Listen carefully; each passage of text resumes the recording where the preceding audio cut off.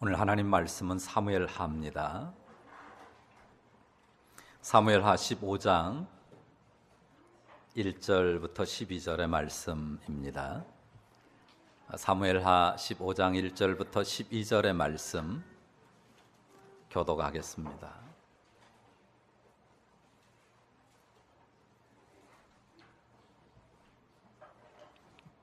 사무엘하 15장 1절부터 12절 말씀 교독합니다. 그 후에 압살롬이 자기를 위하여 병거와 말들을 준비하고 호위병 50명을 그 앞에 세우니라.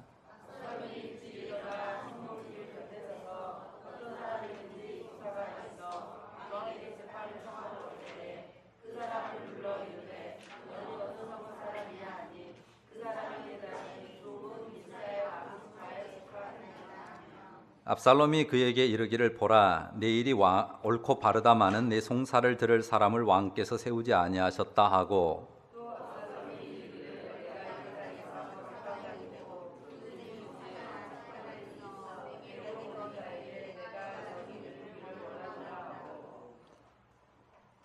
사람이 가까이 와서 그에게 절하려 하면 압살롬이 손을 펴서 그 사람을 붙들고 그에게 입을 맞추니,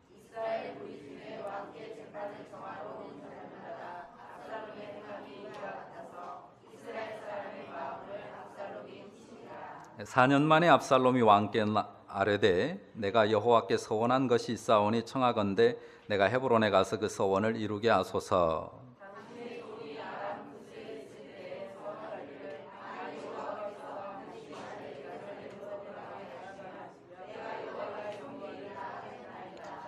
왕이 그에게 이르되 평안히 가라 하니 그가 일어나 헤브론으로 가니라.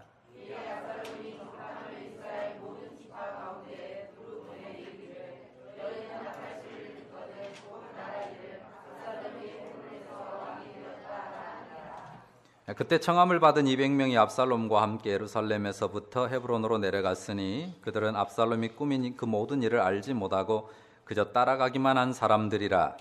제사 드릴 때에 압살롬이 사람을 보내 다윗의 모사 길로 사람 아히도벨을 그의 성읍 길로에서 청하여 온지라. 반역하는 일이 커가매 압살롬에게로 돌아오는 백성이 많아지니라. 오늘 주일에도 하나님 앞에 나온 여러분들을 축복합니다. 주의 평강으로 영혼을 시원케 하는 그런 주일 되기를 바랍니다.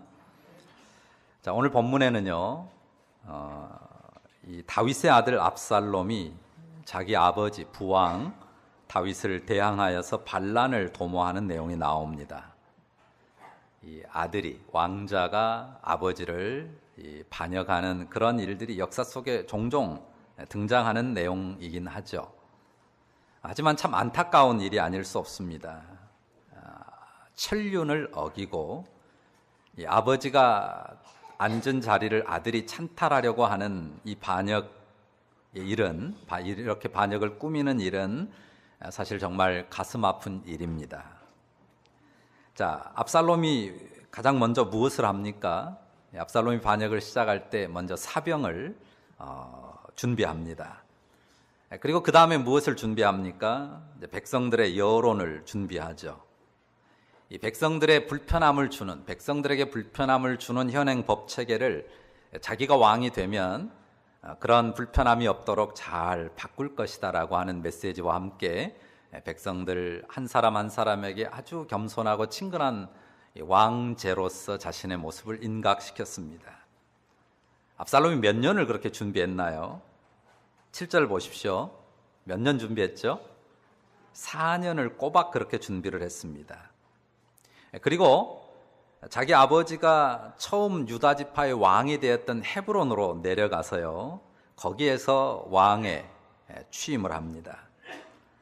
자, 아버지에게는 뭐라고 말합니까? 자기가 서원을 한 게 있어서 헤브론으로 가서 하나님을 섬기겠다라고 거짓을 고하고 그곳에 가서 이제 반역을 결행합니다. 자, 결과는 어떻습니까? 12절 보십시오. 그 반란의 세력이 아주 커져갑니다. 자, 동조하는 백성들이 점점 더 많아져요. 아들이 아버지를 반역하고 왕좌를 차지하려고 하는 반역입니다. 천륜을 어긴 부도덕이고, 그래서 백성의 지지를 얻는다고 하는 게 사실 쉬운 게 아닙니다.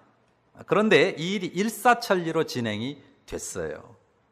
그만큼 이 압살롬이 백성들을 설득하는 논리에 있어서 아주 치밀했다고 하는 것, 또 그가 신하들을 매수하거나 이 반역을 진행하는 그 모든 면이 아주 철저했다고 하는 것을 알 수 있습니다. 자, 오늘 말씀에서 오늘 상고하고자 하는 것은 이 반역의 내용, 과정, 이것에 대한 것보다는요, 이 반역의 원인, 이 반역의 빌미가 된 것이 뭔가 하는 것을 살피고자 합니다. 어떻게 아들이 아버지를 반역할 수 있는지, 혹은 아버지는 아들이 그런 반역을 이루기까지 도대체 뭘 하고 있었는지 의아한 대목들이 있습니다. 그런 데 대해서 우리가 상고해 보자고 하는 것입니다. 왜 압살롬이 자기 아버지 다윗 왕에게 반역의 칼을 들이대게 되었습니까? 자, 여러 가지 측면에서 말할 수 있는데요, 아주 단순한 답이 하나 있습니다. 그것은 하나님의 심판입니다. 자, 가장 단순한 답으로 말할 수 있는 것은 하나님의 심판의 측면입니다.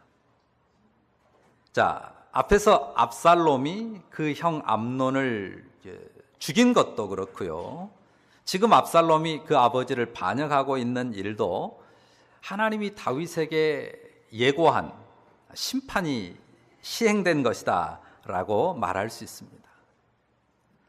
그렇게 말해도 틀리지 않습니다. 하나님께서 다윗의 죄를 책할 때, 그가 간음하고 살인한 죄를 범했을 때 용서는 해주셨지만 그에게 분명히 나단 선지자를 통해서 경고한 메시지가 있었습니다. 이제 사탄이 시험할 거리를 갖게 됐으므로 너의 집에서 칼이 떠나지 않을 거라고 말씀했거든요. 압살롬이 암논을 죽였을 때도 그렇고, 압살롬이 자기를 향해서 반역의 칼을 치켜 들었을 때도 그렇고, 다윗은 그 말씀을 기억했을 겁니다. 칼이 네 집을 떠나지 않을 것이라는 나단 선지자를 통해서 주셨던 하나님의 심판의 메시지, 경고의 메시지가 다윗의 내리를 떠나지 않았을 것입니다. 하나님의 심판이었다라고 말하면 아주 간단합니다. 그리고 사실 더 이상 할 말이 없어집니다. 죄는 그렇게 무서운 것이니까, 하나님의 심판은 이렇게 무섭게 임하는 것이니까 절대로 죄 짓지 말자. 그러면 끝납니다. 더 이상 할 말이 없습니다. 그런 무서운 심판의 비극을 피하기 위해서 죄를 짓지 않아야 된다는 경고성의 결론도 우리에게 필요한 것일 수 있습니다. 하지만 우리가 이 말로만 끝내서는 안 됩니다. 분명 심판의 측면이 강합니다. 그런데 우리가 이런 생각을 할 수 있습니다. 꼭 이렇게 하나님이 일을 만들지 않으실 수도 있다고 하는 거죠. 하나님의 심판이 이런 비극만은 아닐 수도 있다고 하는 것입니다. 이런 비극을 막을 길은 없었는지 우리가 방안을 모색할 필요가 있습니다. 대안을 찾는 게 중요해요. 늘 대안 찾기가 중요하거든요. 대안. 그렇지 않도록 만들 수 있었던 다른 길은 없었는가? 구체적으로 그 길은 뭔가? 그것을 살피는 것이 대단히 중요합니다. 자, 안타까운 그 심판의 상황을 피할 수 있는 대안은 과연 없었을까? 그냥 하나님이 예고한 칼의 심판이 있기 때문에 그런 일은 있을 수밖에 없었다고 봐야 될 것인가? 근데 꼭 그렇지는 않습니다. 그러면 다윗이 더 적극적으로 행했으면 좋았을 어떤 의는 없었는지, 그 아픈 결과를 피할 수 있었던 길은 과연 찾을 수가 없었는지 우리가 생각해 보면서 우리가 성도로서 하나님 앞에서 우리가 걸어야 될 길을 찾고 대안이 되는 삶을 만들어 가야 할 것입니다. 다윗의 문제는 뭘까요? 자, 압살롬이 이런 반역을 하는 건 나쁘다라고 말할 수 있지만 우리 다윗의 입장에서 먼저 생각을 해보려고 합니다. 이런 상황이 만들어질 수밖에 없도록 했던 다윗의 잘못은 뭐냐? 오늘 설교의 제목 뭐라고 썼습니까? 제목을 한번 봐보십시오. 자, 무책임하게 방치하지 않으십니까? 그랬는데요. 결론부터 말하면 다윗의 문제는 무책임한 방관에 있습니다. 무책임한 방관. 자, 우리가 앞선 상황들을 좀 더듬어 볼 필요가 있습니다. 자, 압살롬이, 이 셋째 아들 압살롬이 첫째 아들 암논을 죽였습니다. 자, 죽인 이유는 알죠. 우리가 지난주일에 살핀 것처럼 이 암논이 이복누이, 이 압살롬의 친누이를 강간했고 모욕했고 그 일 때문에 결국 압살롬이 복수심을 품고 있다가 치밀하게 준비해서 2년 뒤에 그의 형 암논을 죽이고 말았습니다. 그리고는 도망가 버렸어요. 구술이라고 하는 이방 나라로 망명을 했습니다. 자, 거기에 가서 몇 년을 지냈냐면요, 3년을 꼬박 거기에서 망명 생활을 했습니다. 그런데 다윗 왕이요, 이 압살롬을 그리워했어요. 왜냐하면 압살롬이 굉장히 외모도 출중할 뿐만 아니라 아주 지혜롭고 명철한 아들이거든요. 어쩌면 다윗의 마음속에서 이 왕 후계자로 꼽고 있었을 그런 아들입니다. 자, 그 마음이 다른 사람은 못 읽었지만 요압 장군의 마음에는 읽혀졌어요. 압살롬을 그리워하고 보고 싶어 하는구나. 그래서 압살롬이 일을 꾸며가지고 결국은 요압이 일을 꾸며가지고 결국은 이 압살롬이 다시 예루살렘으로 귀환하도록 만듭니다. 근데 문제는요, 예루살렘으로 다시 되돌아오게 하라고 다윗 왕이 허락해 놓고는요, 되돌아온 압살롬을 보지를 않아요. 2년 동안이나 보질 않습니다. 자, 압살롬의 입장은 어떻겠습니까? 나를 오라고 하지를 말든지, 오라고 했으면 보든지, 우리가 흔히 쓰는 말로 창살 없는 감옥에 자기를 가둬놓은 것 아니냐. 그래서 자기를 오도록 만든 요압에게 찾아가서, 요압이 안 들어주니까 요압 밭에 불을 질러가면서 요압에게 간청해가지고 나를 오게 했으면 아버지를 만나게 해라. 아버지를 못 볼 그런 죄라면 나를 차라리 죽이라고 해라. 해서 결국은 아버지를 만났단 말이에요. 그래 화해의 포옹을 했습니다. 자, 그런데 오늘 본문에 일이 생겨요. 자, 압살롬이 아버지가 결국 자기를 만나서 화해의 포옹을 한 것을 어떻게 느꼈다는 거예요? 진심으로 자기를 용납하고 자기와 화해를 한 것으로 그렇게 느끼지를 못했던 거죠. 자, 압살롬을 다윗 왕이 아주 좋아했다고 했습니다. 그리고 큰 기대를 가졌던 아들이에요. 그런데 그 아들이 자기 형을 죽여버렸단 말이에요. 얼마나 고통스러운 일입니까? 자, 그래서 그 아들 압살롬에 대해서 큰 실망감, 또 분노, 아쉬움, 이런 마음들을 가지고 있어요. 구술에 있을 때도 마찬가지고, 구술에서 되돌아와서 예루살렘으로 왔을 때도 그 두 마음 사이에서 이 갈등을 어떻게 해결을 못하는 거예요. 다가서고 싶어요. 압살롬이라고 하는 아들에게 다가서고 싶습니다. 그런데 또 한쪽 마음에서는 그 아들을 향한 분노를 이길 수가 없는 겁니다. 그래서 다가서지 못하고, 그렇다고 내치지도 못하고, 어정쩡한 상태에서 다가서지도 내치지도 못하고 그냥 세월을 한없이 보낸 거예요. 다윗은 자기 마음에 이 압살롬을 향한 사랑, 그리고 미움, 이 두 마음이 교차하는 가운데 그 복잡한 마음, 그 실타래처럼 얽힌 그 마음을 어떻게 풀어내지를 못하는 가운데 있었습니다. 그런 가운데 시간은 흘러가죠. 구술에 있을 때도 3년 흘러갔고, 그 망명에서 돌아와서 2년 예루살렘에 온 그때에도 이럴까 저럴까, 이러고 싶다 저러고 싶다 하는 가운데 결국은 시간이 2년이나 지나갔습니다. 그렇게 아버지의 얼굴을 한 번도 못 보고 5년이라는 세월이 지나갔어요.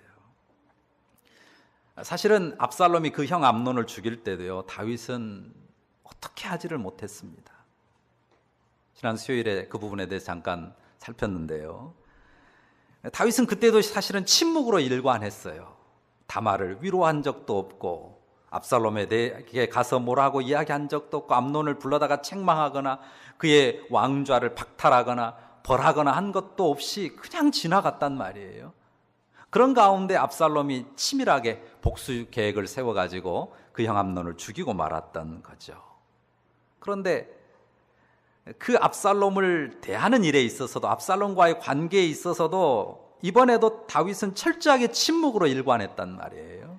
방관으로 일관했습니다. 자기 연민에 쌓여서 나 때문에 이렇게 됐나? 도대체 내가 어떻게 해야 되나? 언뜻 그런 생각들은 하면서도 어떻게 해결하지 못하고 그 자리에 주저앉아만 있었습니다. 하지만 압살롬의 입장에서는 어떻습니까? 다윗은 그런 사랑과 미움이 교차하는 그 갈등이 자기 안에 막 계속 된단 말이에요. 그렇지만 압살롬의 입장에서는 어떻습니까? 너무 답답하죠.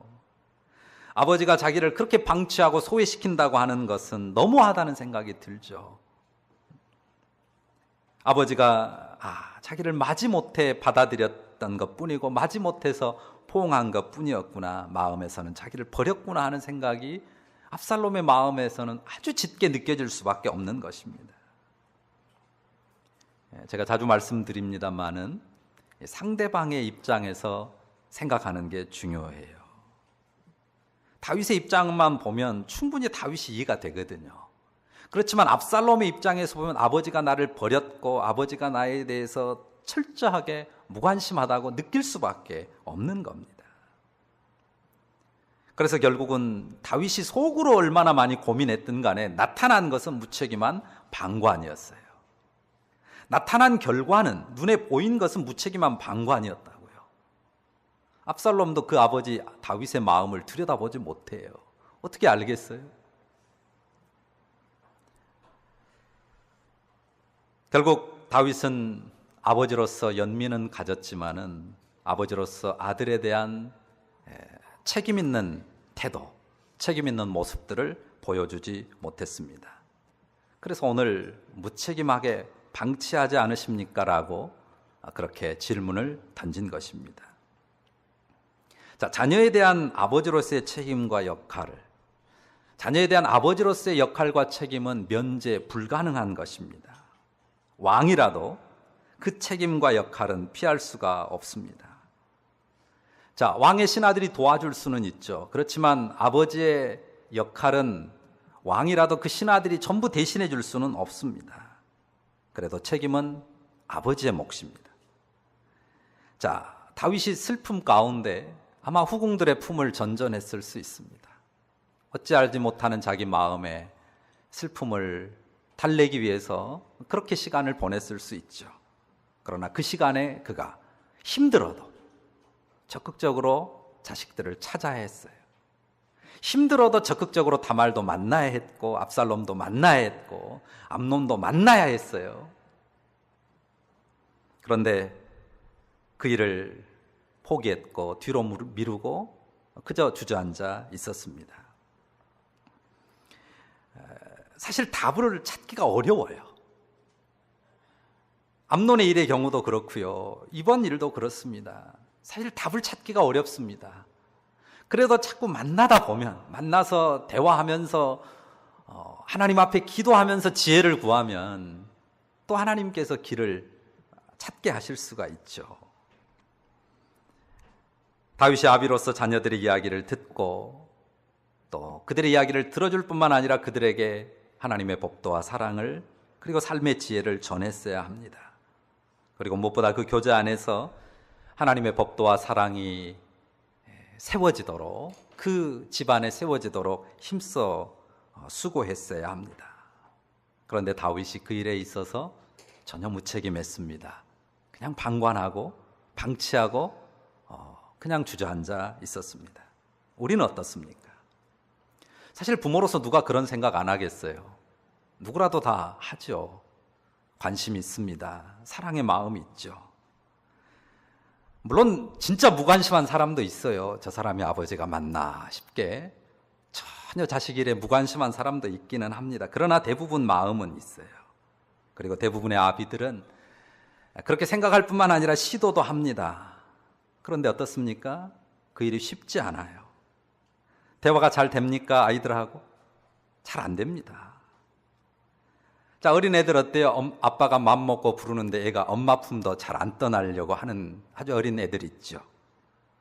또 조금 큰 놈들은 어떻습니까? 학교 갔다 왔다고 고개만 끄덕하고는 그냥 지방으로 쏙 들어가 버립니다. 제가 인사를 하긴 했는데 진짜 나를 아버지로 알고 인사를 한 건지 의문이 갈 정도로 그렇게 그냥 지방으로 쏙 들어가 버리고 끝나는 애들도 있어요. 그리고 아빠가 뭘 물어도요, 요즘 애들은 뭐만 만지작 하고 있어요? 다 휴대폰만 만지작 하고 있어요. 아빠가 뭘 물어도, 어른들이 뭘 물어도 그렇습니다. 그럼 휴대폰 그냥 확 던져서 깨버리고 싶은 마음들이 들 정도죠. 근데 요즘 가정 풍경을 보면요, 애들만 그러는 게 아니에요. 완전히 가족이 4명이면 4명, 5명이면 5명 다 휴대폰만 보고 있습니다. 엄마도 아빠도 아이들도 다 휴대폰을 손에서 떼지를 않습니다. 자, 대화가 잘 안 되는 이유가 뭡니까? 아이들이 문제입니까? 요즘 아이들이 문제긴 하죠. 근데 요즘 아이들은 많이 아니에요. 부모가 문제예요. 자, 대화와 소통의 통로를 만드는 일을 아이가 주도해야 됩니까? 내가 이제는 5살이 됐으니까 우리 아버지하고 대화도 좀 해야지. 그렇게 하나님 앞에서 다 영감을 받아가지고 그런 노력을 하는 아이가 있을 수 있습니까? 또 내가 이제는 초등학생이 됐으니까, 그래도 내가 이제는 중학생쯤 됐으니까 우리 아버지하고 좀 대화를 잘 해봐야지. 중고등학교 때까지는 안 됐어도 적어도 내가 이제 대학생이니까 인격적으로 우리 아버지하고 좀 대화를 잘 해봐야지. 애들이 그런 지각을 가지고 그렇게 노력하는 애들이 있나요? 그럴 수 있나요? 물론 그렇게 철든 아이들, 그렇게 참 은혜가 충만한 아이들도 있을 수 있습니다. 그러나 하나님은 부모에게 자녀를 기를 권한과 힘을 주셨어요. 힘은 부모에게 주셨어요. 힘을 가진 자가 그 힘을 가지고 그것을 만들어 가야 됩니다. 그게 인격의 힘이든 그게 물질의 힘이든 또 다른 지식과 정보의 힘이든 그 모든 걸 가지고 자식과 대화의 통로를 만들어 가야 될 책임이 부모에게 있습니다. 중요한 건 길을 안 닦았다는 거예요. 대부분 부모들이요, 길도 안 닦아놓고 안 된다고 그래요. 아이들과 소통의 길, 대화의 길을 열심히 닦았는가 살펴봐야 되는데 길도 안 닦아놓고는 안 된다고 그래요.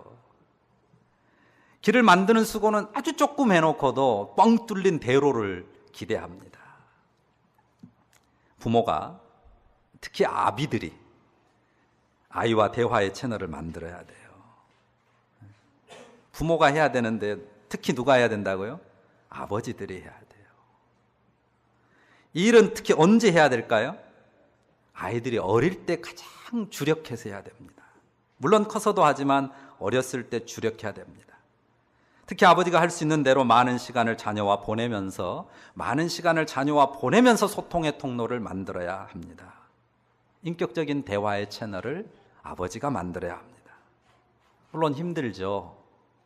일터의 삶이 힘들어요. 자식들 또 가족들 먹여 살리기 위해서 수고하는 일터의 삶이 너무 힘들고 피곤합니다. 퇴근하면 편히 쉬고만 싶어요. 그래서 아무것도 안 하고 그냥 가만히 누워서 TV만 보든지, 요즘같이 야구할 때는 야구 중계만 보든지, TV만 쳐다보는 아빠들이 많습니다.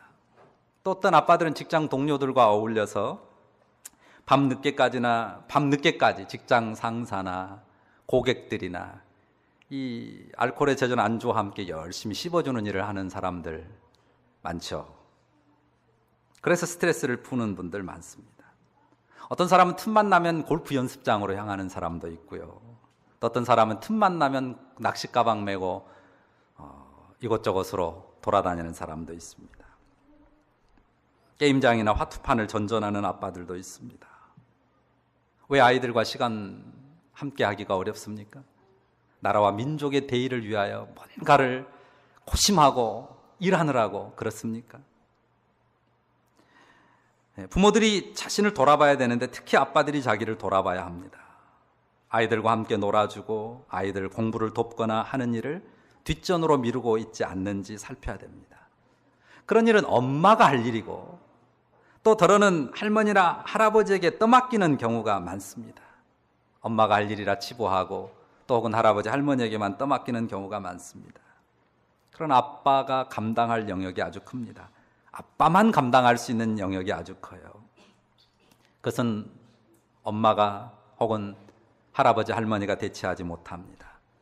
학교나 학원이 해줄 수 있는 영역, 주일학교에서 해줄 수 있는 영역도 있지만은 결코 아빠가 비춰줄 빛을 대체하지는 못해요. 왕이라도 왕의 신하들이 대체해 줄 수 없습니다. 아빠가 되었으면 아빠만이 감당해야 되고 아빠만이 해줄 수 있는 일이 있습니다.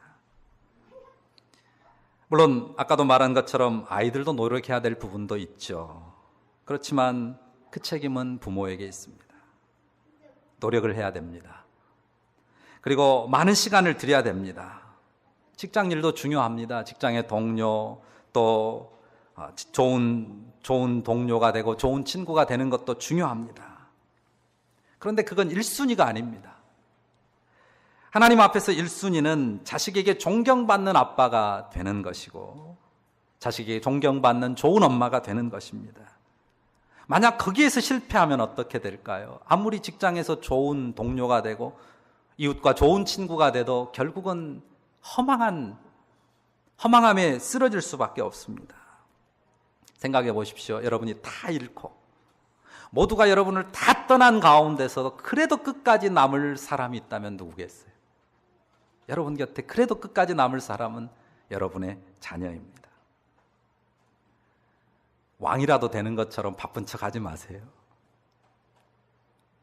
나라님이라도 자녀를 돌보고 자녀와 함께하는 일에서는 결코 손을 접어서는 안 됩니다. 왕처럼 일이 많거나 혹은 왕처럼 누릴 것이 많아서 자녀에게 줄 시간이 부족합니까? 한번 우리 자신을 돌아봐야 됩니다. 애들의 학교나 학원 일정은 잘 몰라도요, 스포츠 경기 일정은 빠삭하게 알고 있는 그런 부모들이 있습니다. 아이들 학교 선생님 또 교회 선생님 이름도 모르지만 야구 선수, 축구 선수 이름은 줄줄이 외우고 있는 그런 부모들도 있습니다. 문제 많은 겁니다. 우리 예람교회 아빠들이 애들 옆에 앉혀서 함께 예배하는 씨름하는 거 얼마나 귀하고 아름다운지 모릅니다. 그 과정이 중요하거든요. 그냥 바른 태도를 한번 이렇게 해야 된다 한번 말해주면 배우는 게 아니에요. 인격적인 긴 시간을 통한 인격적인 과정을 통해서 배우거든요. 그 과정에서 함께 씨름해주는 아빠이면 이보다 더 좋을 수가 없습니다. 분명히 한두 번 말해서 한두 번 데리고 씨름해서 잘 되지 않거든요. 그렇지만 계속해서 함께 데리고 씨름하는 그 아빠와 함께하는 아이라면 정말 좋습니다. 쉽지 않고 힘듭니다. 아이들이 아빠 말 잘 들으면 얼마나 좋아요. 그런데 옆에서 방해도 많이 하죠. 우리 애찬이도 어떻게든 놀려고 장난치려고 아주 기를 씁니다. 그래도 아빠가 데리고 그렇게 함께 예배하면서 우리 애찬이가 얼마나 더 멋지게 세워져 갈지 기대가 돼요. 예배 때 한번 큰 소리 치고 억압한다고 되지 않죠. 절대 그렇지 않습니다. 평소에 아이들과 소통하고 인격적인 관계와 사랑의 권위를 세워야 하고요. 그게 안 되면요, 예배 때 한번 탁 잡으려고 해서 결코 되지 않습니다. 자, 우리가 가정교회 목장에서 아이들을 절대로 배제하지 않으려고 노력합니다. 이유도 거기에 바로 있습니다. 아이들과 함께하면서 아이들의 감사 제목을 듣고, 때로는 감사 제목 같지도 않은 감사 제목들을 들어주고, 또 기도 제목도 듣고 축복해주는 시간을 우리가 소중하게 이어갑니다. 아이들과 함께하면서 믿음의 삶을 보여주는 겁니다. 함께 세워가는 것입니다. 그래서요, 아이들과 함께하면 다 드러나잖아요. 말 안 듣는 아이는 말 안 듣는 모습, 개구장이는 개구장의 모습, 또 그 아이에게 큰 소리치고 화내는 그 아빠 엄마의 모습, 있는 그대로 다 드러납니다. 부끄럽고 허물진 모습이 드러나요. 그러나 그런 것들을 감추며 위장하고 가지 않는 겁니다. 있는 그대로 보면서 느끼면서 서로 품고 껴안으면서 그리고 격려하면서 도우면서 가는 것입니다. 신앙은 적나라한 삶의 모습을 가지고 하나님 앞에 씨름하는 것이에요. 그 적나라한 삶의 가장 기본이 남편과 아내이고 아버지와 아들이고 엄마와 아들, 딸입니다. 자, 다윗이 왕이었지만, 왕으로 하나님 나라의 귀한 대업을 이루었지만, 그러나 그가 그 자녀들의 문제에서 아주 슬프게 무너졌습니다. 자기도 어찌하지 못하는 가운데 그저 무책임한 방치만 일관하면서 남아 있었습니다. 그런 모습이 우리 안에도 얼마든지 있을 수 있고, 그런 모습을 우리도 하나님 앞에서 살피면서 바르고 합당한 모습을 세워가야 할 것입니다. 우리가 목장의 아이들 뿐만 아니라 또 함께 예배하는 우리 교회의 아이들을 함께 붙들고서 믿음의 삶을 세워갑니다. 목장 그리고 예배, 거기만 중요하다는 게 아니에요.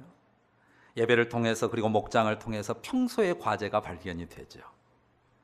자, 목장에서만이 아니라 주일 예배나 주일 학교에서만이 아니라 평소의 삶에서 아이들과 씨름하는 가운데 인격적인 소통을 이루면서 믿음을 세워가는 것입니다.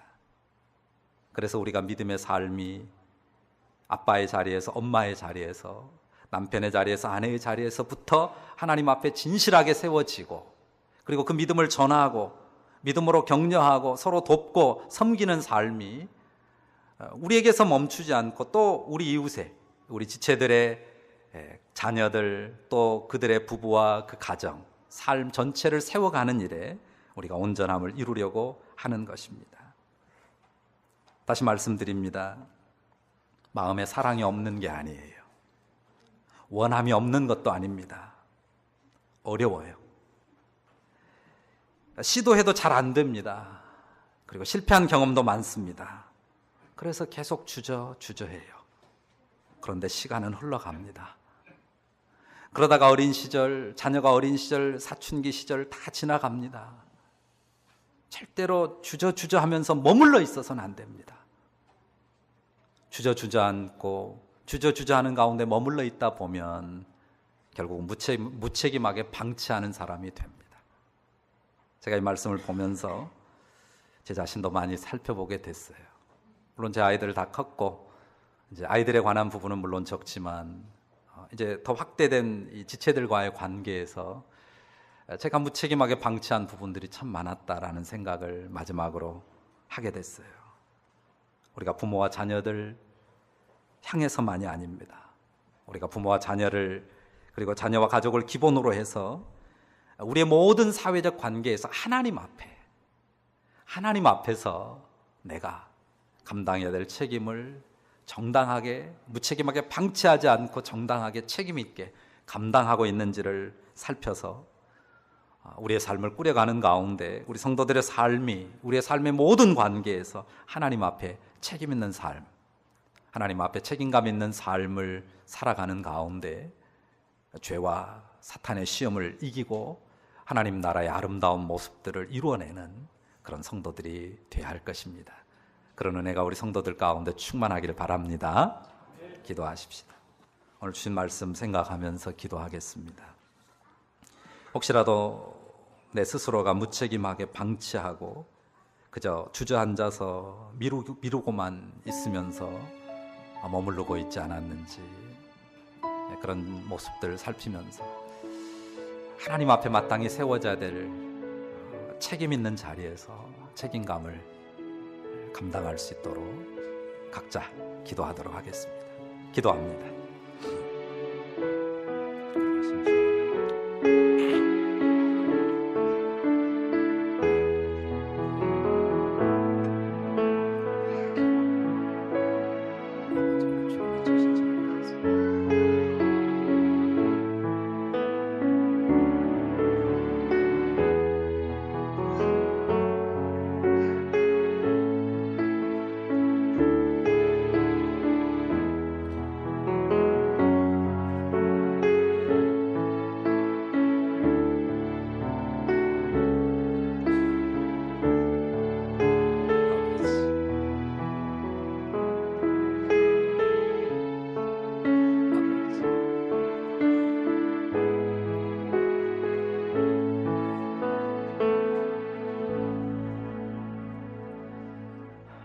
거룩하신 주님, 오늘 귀한 말씀 주셔서 감사합니다.